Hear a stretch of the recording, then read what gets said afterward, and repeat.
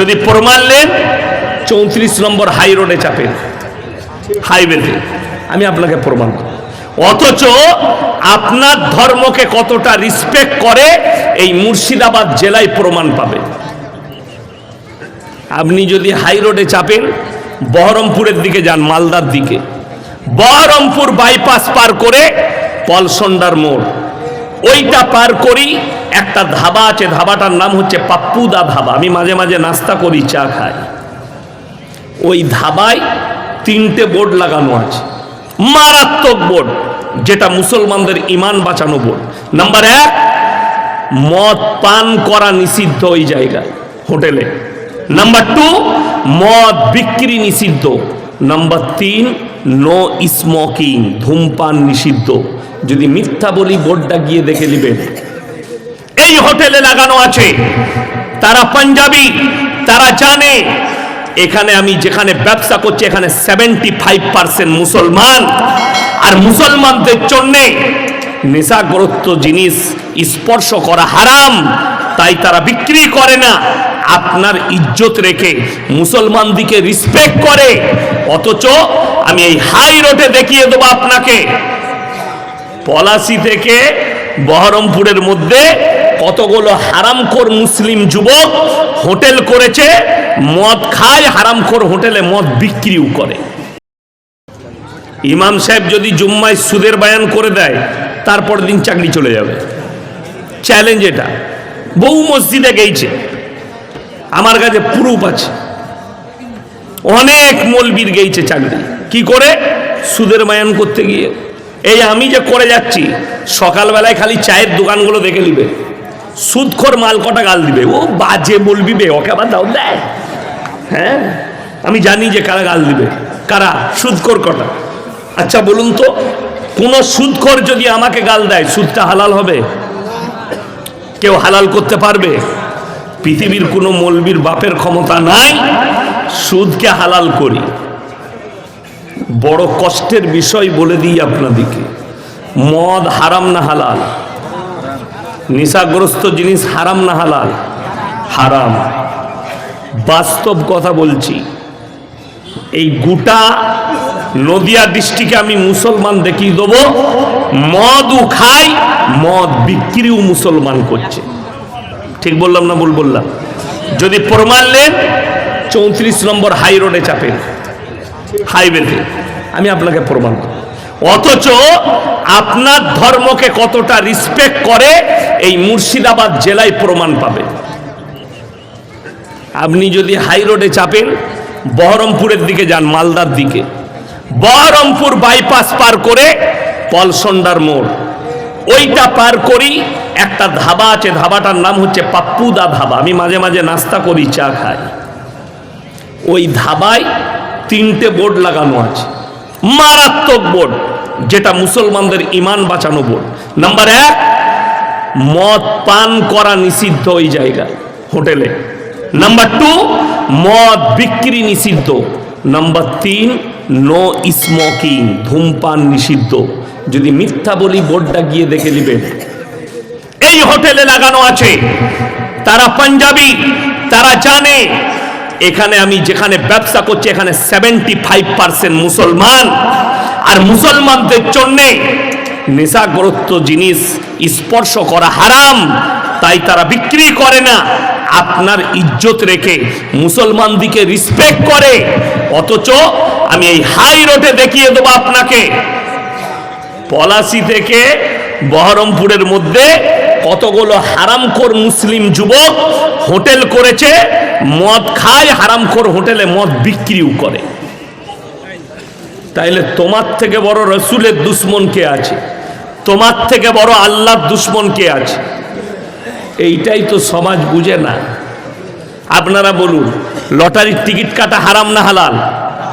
কথা বলে না? হারাম। আপনাকে আমি পলাশীতে দেখিয়ে দেবো, মুসলমান লটারি কাটা তো অনেক দূরের কথা, কাটছে তো কাটছে, বিক্রি পর্যন্ত, দোকান পর্যন্ত লাগিয়েছে মুসলমান। ঠিক বললাম না ভুল বললাম?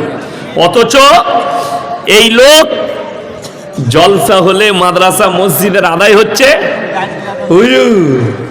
আমার 5,000 টাকা কিসের মেয়ে? লটারি। কত জান্নাত রিবিলে। আমি বললে খারাপ বলবি, আমাকে দাওয়াত দিয়েন না, যদি সহ্য না করতে পারেন অসুবিধা না।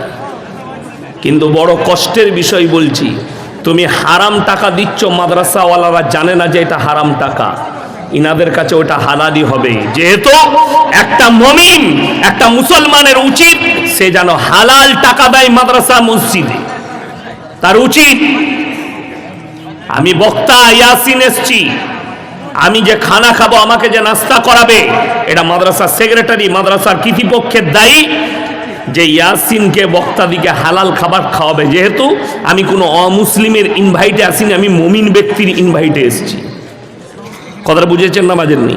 আপনি আমাকে দাওয়াত দিচ্ছেন, আপনি আমাকে খাওয়াতে পারবেন না। আসল কথা কারণ কি মুসলমানের এই হালতের কারণ? আল্লামা ইকবাল লিখেছেন, ইস ঘর কো আগ লাগি ঘর কি চিরাগ সে। মুসলমান, তোমরা নিজেদের ঘর নিজেরা আগুন ধরিয়েছো। ইমানদারির সঙ্গে বলুন, প্রত্যেকটা মুসলমান জানে মুসলমান নরনারীর জন্য দ্বীনি শিক্ষা অর্জন করা কি বাবা ফরজ। আমি চ্যালেঞ্জ দিয়ে গেলাম, এটা কোন থানা? কালীগঞ্জ থানা। পুরো কালীগঞ্জ থানায় যদি সমীক্ষা করে এই মৌলবীরা, 100টা মুসলিমের মধ্যে 80 জনের কাছে দ্বীনি শিক্ষা নাই। ঠিক বললাম না ভুল বললাম? আর চ্যালেঞ্জ দিলাম, যার কাছে দ্বীনি শিক্ষা নাই তার দ্বারা হারাম হালালের বিচার করার ক্ষমতা নাই। মুসলমান কত ভালো জানেন? লরি চালায়, মুর্শিদাবাদ নদিয়ার ছেলে, হাই রোডে যাচ্ছে, হোটেলে গাড়ি দাঁড় করালো, ঢুকিই বলছে ভাই 1 বোতল মদ দে, মদ খাওয়া হয়ে গেল। এরপর বলছে ভাই মুরগির মাংস আর রুটি নিয়ে আইতো। সে বেচারা যখন মুরগির মাংস আর রুটি এনেছে তখন বলছে বে মুরগিটা জবাই না কাটা, ওরা মার হারাম করকে জুতো করে। যে লোক মদ খেলো তার আর এটা জিজ্ঞেস করা লাগবে যে মুরগিটা জবাই না কাটা? যেমন মদ হারাম, কাটাটা হারাম। দোয়া কবুলিয়াতের জন্যে প্রথম শর্ত হচ্ছে আল্লাহর কাছে আপনি যে দোয়া করবেন সেই দোয়াটা কবুলিয়াতের শর্ত হচ্ছে হালাল খাবার। মুসলমান হারাম হালালের পার্থক্যটাই জানে না। এই জন্যে আজকে কে বলল আপনাকে আপনি অমুসলিমকে গালি দিচ্ছেন? তার থেকে বড় দুশ্মন আপনার ঘরে বসে আছে, তার থেকে ডেঞ্জার দুশ্মন আপনার ঘরে আপনি ভাত দিয়ে পেলে রেখেছেন, তার থেকে বড় দুশ্মন। যদি বলেন কেমন? আপনার সন্তান 18 বছর হয়ে গেল, জীবনে কোনোদিন নামাজের লেগে তাকে মারধর করেননি, তাকে কোনোদিন ডাঁটেননি, 7 বছর বয়স থেকে নামাজের হুকুম দেননি। সে ছেলে বেনামাজি, বাপের হোটেলে খাচ্ছে। তো তার থেকে বড় দুশ্মন কে পেলেছে? আপনি পেলেছেন দুশ্মন। আপনার ঘরে আপনার মেয়ে কলেজ ইউনিভার্সিটিতে পড়ে, স্কুলে পড়ে, বালিগ হয়ে 17-18 বছর বয়স হয়ে গেল, জীবনে নামাজ পড়ে না। আপনি বলছেন আমার ফ্যামিলি হচ্ছে মুমিন ফ্যামিলি। তুমি আল্লাহর কাছে হিসেব করবে। আর রাসূল সাল্লাল্লাহু আলাইহি সাল্লাম বলেছেন যার নামাজ নাই তার মধ্যে ইসলাম নেই। আজকে মুসলমানের কাছে কি করে লটারি হালাল হলো? কে অনুমতি দিল? কোন মৌলবি বলেছে আপনাকে? কোন হুজুর বলেছে লটারি হালাল? আজকে মুসলমানের হালত জানে? এ হারামখোররা লটারি কাটে তো কাটেই, মসজিদে নামাজ পড়তে গিয়ে জুম্মার দিনে দোয়া করে আল্লাহ যেন 1 কোটিটা লেগে যায়। ঠিক বললাম না ভুল বললাম? আরে মোবাইলে পাবেন, বাংলাদেশের এক চাচা দোয়া করছে, আল্লাহ গো 1 ঘর কেটেছি, আল্লাহ যদি 1 কোটি লেগে যায় আজ জীবনে মসজিদ থেকে বেরোবো না। এই হারাম দোয়া কখনো আল্লাহর কাছে করা যায়? কিন্তু মুসলমান করে। আমার এলাকায় কি বুঝলেন, কদিন আমাকে খুব গাল দিয়েছে এটা বলাতে। আমার এলাকা, আমি নাম করব না, গ্রামে এই তো মোবাইল চলছে, ওরা শুনতে পাবে, সবাই শুনে। তো নামাজে দাঁড়িয়েছে এরকম লুঙ্গি পরে, ও বেচারা আসরের নামাজে ঢুকেছে, ঢুকার আগে কিন্তু 4 ঘর লটারি কেটেছে, কোঁচড়ে রেখেছে। নামাজে একদম ফার্স্ট কাতারের মাল। নামাজে দাঁড়িয়ে এবার সিজদা করতে গিয়ে, টানাটানি করতে গিয়ে মালটা পড়ে গেছে। পেছনে যে মালটা ছিল তার, সে হারামখোর ওই লটারিওয়ালায় সে সিজদায় গিয়ে দেখেছে আল্লাহ এত বরকত, ধরে মালটাকে ভরে নিয়েছে। বাস বাইরে গিয়ে মগরবের পরে মিলুচ্ছে, মাল পড়ে গেছে 10,000। তখন খুঁজে বেড়াচ্ছে আমার মালটা গেল কোথায়। মগরবের পরে খোঁজ নিয়েছে, আসরের নামাজে আমার পেছনে কে দাঁড়িয়েছিল, বলে ওমু। তো জানে যে ও মালটাও লটারিওয়ালা। তাকে গিয়ে ধরেছে, ভাই আমার লটারি টিকিটটা বার কর, তুই পেছনে ছিলি, মসজিদে পড়ে গেছে। দুজনার মধ্যে দ্বন্দ্ব বেরিয়ে গেল, টাকাটাই ক্যাশ করেছে। সবাই মুসল্লিরা জেনে গেল দুটো মালই লটারিওয়ালা। এটা আমি বানানো গল্প বলি নাই, এই স্টেজে বসে বলছি, আল্লাহর কসম করে বলছি, এটা সত্য ঘটনা। কেউ যদি মনে করেন এটা বানিয়ে বলছে, না, এটা সত্য ঘটনা বলছি আমি। সেই ইমাম সাক্ষী আছে, সেই মসজিদের মুক্তাদিরা সাক্ষী আছে। এইটাই হচ্ছে দুঃখ। হাইরে নামাজ পড়ছে, প্রশ্নগুলো এইখানে জমা রাখেন, লাস্টে দেখবো, লাস্টে বীজ মারবো এগুলো। এখন যেটা করছি সেটা করতে দেন, ঝামেলা করবেন না। আমার ভাই, বড় দুঃখের সঙ্গে বলছি যে মুসলমানের কাছে মদ কি করে হালাল হয়ে গেল, মুসলমানের কাছে লটারি কি করে হঠাৎ হালাল হয়ে গেল। লটারি হারাম যদি বলেন এর দলিল দেন, সকলে বলুন। ভাগ্যের মালিক কে? ভাগ্যের মালিক যদি আল্লাহ হয়, আজকে আমাদের সমাজের মুসলমান ভাগ্যের মালিক কাগজকে মনে করেছে, ভাগ্যের মালিক জ্যোতিষীকে মনে পড়েছে।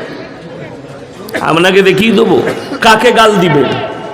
আমাদের মতো টুপি লাগানো, দাড়ি লাগানো 100টা হুজুর হারামখোর মোবাইলে অ্যাড দিচ্ছে ফেসবুকে, 100টা। কারা? তাবিজওয়ালারা। ছেলে হচ্ছে না, মায়েদের দুর্বলতা, 5 বছর ছেলে হয় নাই, নামাজও পড়বে না, আল্লাহর কাছে কাঁদবে না ছেলের লেগে, কিন্তু ওরা খালি সুযোগ খুঁজবে, সালা বিনা পয়সায় ছেলে কি করে হয়ে যায়। আমাদের দেশে স্বামীর পাশে না শুয়েও ছেলে হয়। খ্যাপা নিকি আরে জানো না কেন? হুজুর বলছে, বাবা যাদের বাচ্চা হয় না, যাদের ছেলে হয় না, চিন্তা করো না বাবা, পাথর চাবড়িতে মা তুমি 3 দিন গিয়ে শুয়ে ছেলে হয়ে যাবে। যা বুঝো করগা, শালা মাজারে শুলে 3 দিন ছেলে হয়।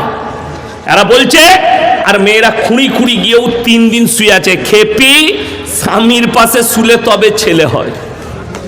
সমাজটা শেষ করলো এক শ্রেণীর ভণ্ড হুজুর, কম শেষ হয়ে গেল এদের কারণে।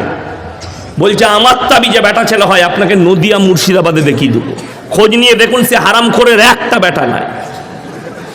আমাদের তাবিজে বেটা হলে পঞ্চায়েতগুলো আমাদের দখলে হতো। কথা বুঝতে পারেননি? ইসলামে কটা বিয়ে করা যায়? 4টা বিয়ে করতাম, বছরে একটা করে বেটা, মার তাবিজ আর একটা করে বেটা, বছরে 4টা করে, 4 10 কত? 40টা। আমার কাছে যদি 40টা লাঠি থাকে, কেউ বাপের বেটা আর পঞ্চায়েত কাটতে পারবে আমার কাছ থেকে? কথাটা বুঝতে পারেননি? কিন্তু কে কাকে বুঝাবে যে তাবিজে যদি বেটা হতো তাহলে হুজুরের কি করে 2টো মেয়ে হলো রে? আমাদের মৌলবীদের অবাক হবেন, বিশ্বাস। হাত দেখছে, 50,000 বেতন পায়, পলাশিতে বসে এক হারামখোরকে হাত দেখাচ্ছে, বলে এটা কি? ওরে বাবরে, তোমার ভাগ্য খারাপ যাচ্ছে, তোমার এই দিকের রাশি গোলমাল, তোমার ভাগ্য গোলমাল, বউ তোমাকে ভালোবাসে না। এই দেখলে শালা রোজই ঝগড়া করে, ঠিকই বলছে। কথাটা বুঝতে পারেননি? এমনি তো এখনকার বউরা যা বটে আমরা জানি। আমার ভাই, বড় কষ্টের সঙ্গে দুঃখের সঙ্গে বলছি, তুমি কার ওপরে বিশ্বাসী হয়েছ? আল্লাহ ছাড়া ভাগ্য কেউ বলে দিতে পারে? অথচ খোঁজলেন আমাদের দেশের লোক কত মূর্খ। ট্রেনে চেপে শিয়ালদায় নামেন, স্টেশনের বাইরে হারামখোর চট বিছিয়ে বসে আছে, ছিঁড়া চটে, খেতে পাই না, মাথায় সরষের তেল লাগিয়েছে। আমি আজকে যে তেলটা লাগাইছি 100 গ্রামের দাম 450 টাকা। কত বললাম? 450। কিনে লাগাই না। একজন বললে, হুজুর আপনার চুল উঠছে বোম্বাইয়ে, বলে কিনে দিয়া। বলে লোকের ঘরেই তো আমরা খাই, তা দিস তা দে। তবু 2 বোতল কিনে দিলে। আমরা চল লাগাই গা, ওই তেলটা লাগাই আমরা মৌলবীরা। বড় কষ্ট লাগে। সর্ষের তেল মেখে এসছে হারামখোর, চট বিছিয়ে বসেছে, অ্যাটার্জি খুলে, অ্যাটার্জিতে আছে কি? আংটির পাথর, আংটির পাথর। লেখে 50,000 বেতন পায়। অফিসে গিয়ে বলে এই চা নিয়ে আয়, আনছি স্যার। তার এতটা পাওয়ার, অফিসে গিয়ে কর্মচারী আছে চা বোয়ানো, খাবার বোয়ানো, খাতা বোয়ানো, সে পায়ে পা লাগিয়ে চেয়ারে বসে চাকরি করে, অথচ তাকে হাত দেখিয়েছে। যদি একটা পাথর খালি বিক্রি হয় তবে হারামখোর কি খেতে পাবে? কি? 3টে পরোটা, আনলিমিটেড তরকারি, একটা সিদ্ধ ডিম, একটা কাঁচা পেঁয়াজ আর কাঁচা লঙ্কা, 30 টাকা, ওইটা খেতে পাবে। আর যে অফিসে কাজ করছে সে কি খেতে পাবে? গাওয়া ঘিয়ের পরোটা, কাবাব, শাম্মি কাবাব, পোলাও নিয়ে এসো, অর্ডার করবে।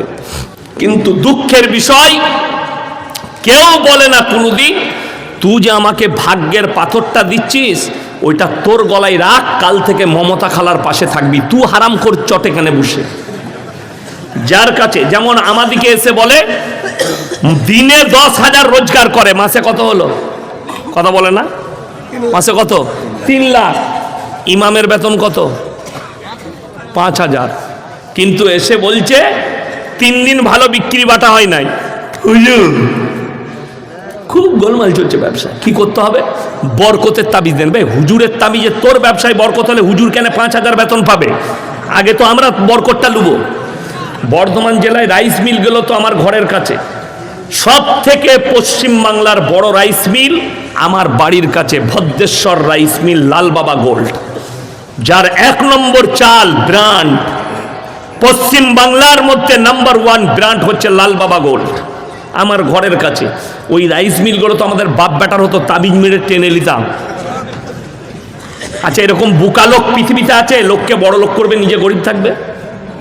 আছে কেউ? না।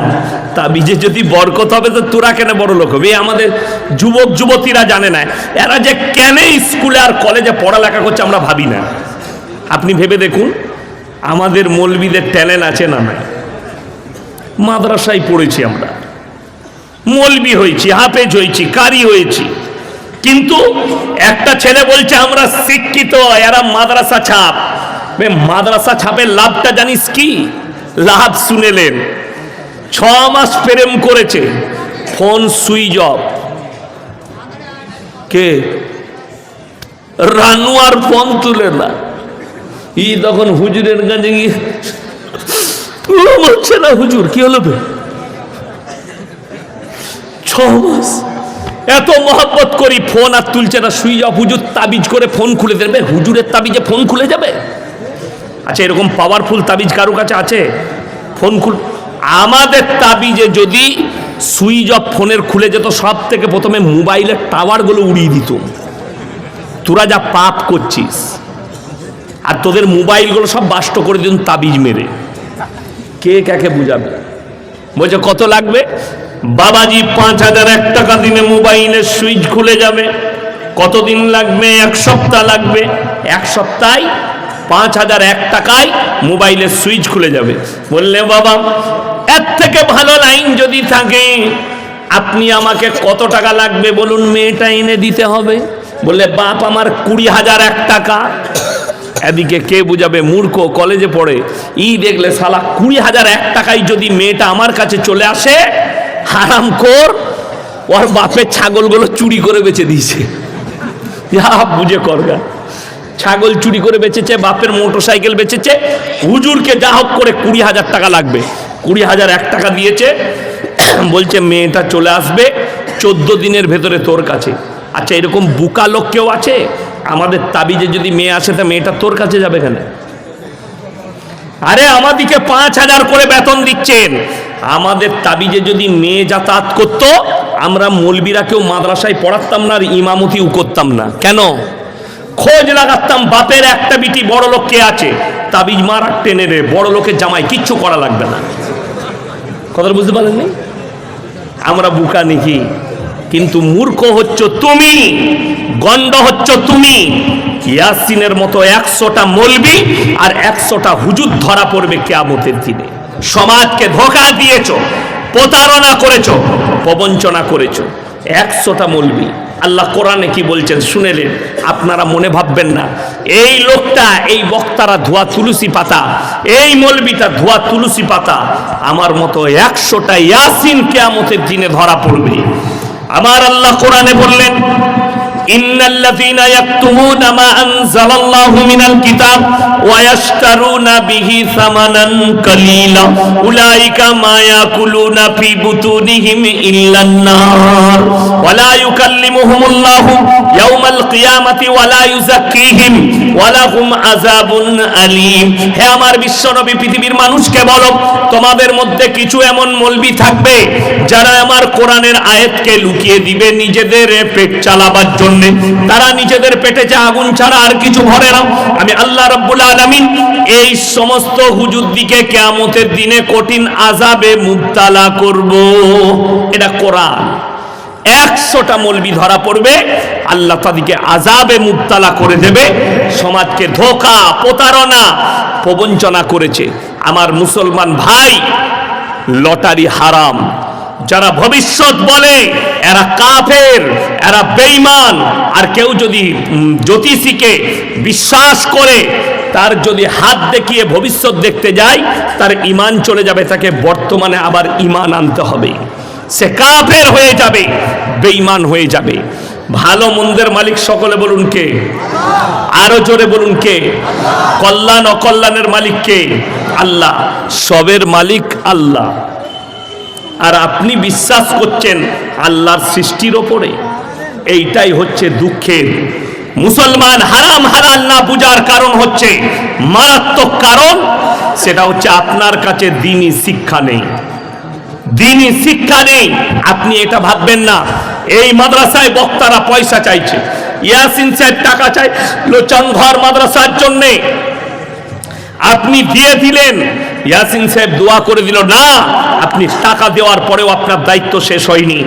টাকা দেওয়ার সাথে সাথে আপনার সন্তান থাকলে তাকে দ্বীনি শিক্ষা প্রতিষ্ঠানে দেন, তার কাছে দ্বীনি শিক্ষা দেন। দ্বীনি শিক্ষা কতটা ফরজ?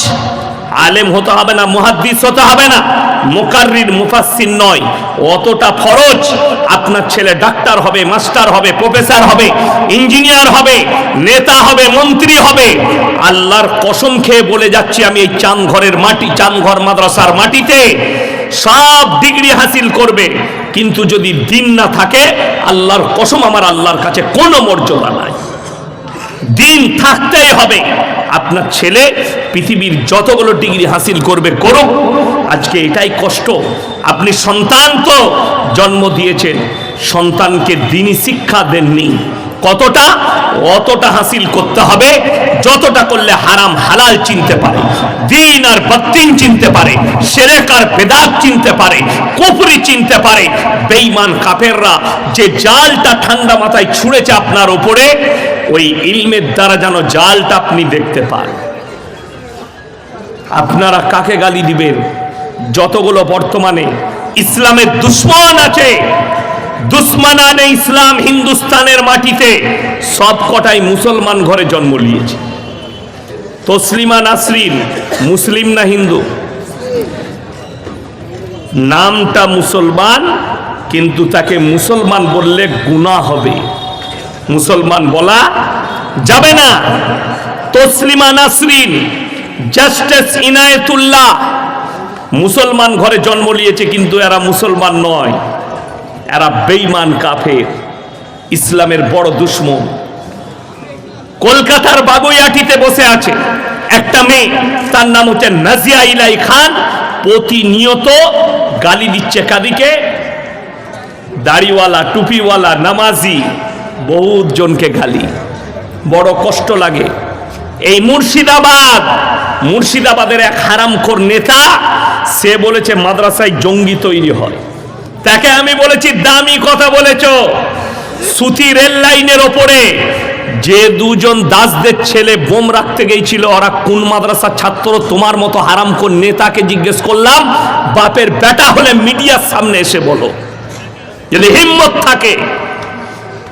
অথচ ওই হারামখোর নেতা এক সময়, আজ থেকে 3 বছর আগে, বেলডাঙ্গার পাশে একটা মাদ্রাসার জলসায় স্টেজে এসে হারামখোর নমস্কার করে বললে ইসলাম শান্তির ধর্ম, আবার কোরআনের তফসিরও করলে। আমি নাম লুব না, তাকে সবাই চিনে যাবে, ওই জন্য নাম লুব না। তার মুর্শিদাবাদের নেতা বললে মাদ্রাসাগুলো জঙ্গি তৈরি হয়, দামি কথা বলেছে। বেলডাঙ্গায় আল্লাহকে গালি দিয়ে যে নাম লেখা বোর্ডটা দিয়েছিল তার নাম হচ্ছে সয়ন হালদার। ওটা কোন মাদ্রাসার ছাত্র? তোমার মতো হারামখোর নেতাকে আমি জিজ্ঞেস করছি, চ্যালেঞ্জ দিলাম। যারা মাদ্রাসার প্রতি ঘৃণা আনেন, আলেম উলামা দাড়ি টুপির প্রতি যাদের ঘৃণা আছে, তাদেরকে আজকে এত দলিল দিয়ে ঢেকে দিয়ে যাব, তুমি রাস্তা খুঁজে পাবে না। ইমানদারির সঙ্গে বলুন, একটা এটিএম ডাকাতি করতে গেলে মৌলবি হওয়া লাগে না ইঞ্জিনিয়ার হওয়া লাগে? কথা বলে না এরা? ইঞ্জিনিয়ার হতে হয়। ইঞ্জিনিয়ার চানঘর মাদ্রাসায় হয়? কথা বলে না? কোথায় হয়? কলেজে। এই সয়ন হালদার কোথায় পড়াশোনা করে? কল্যাণী বিশ্ববিদ্যালয়ের ছাত্র। তাইলে জঙ্গি তৈরি কারখানা মাদ্রাসা নয়, কলেজ ইউনিভার্সিটিগুলো। ইঞ্জিনিয়ার হতে হয় একটা এটিএম ডাকাতি করতে গেলে। মূর্খরা ডাকাতি করলে, আমাদের মতো মৌলবীরা ডাকাতি করতে গেলে আমাদেরকে কি করতে হবে? সেদিনে কি ঘটনা ঘটেছে জানেন? আমাদের রাজ্যেই কোন জায়গায় হবে, পুলিশ ধরেছে 4টা মূর্খ ছেলে, তারা দেখছে শালা এটিএমে এত টাকা থাকে, এটিএমটা চুরি করতে গিয়ে সেই আপডেট করা মেশিনটা নিয়ে পালিয়ে এসছে। কি বললাম? আপডেট করা মেশিন, সেটাই টাকা থাকে। তারা ভেঙে দেখছে ভেতরে কিচ্ছু নাই টাকা পয়সা, তারা কুড়ুলে করে চুটিয়ে ভেঙেছে সাবলে করে। তো আমরা মৌলবীরা চুরি করতে গেলে আমাদের হালে এরকম হবে, অথচ এটা চুরি করতে গেলে, ডাকাতি করতে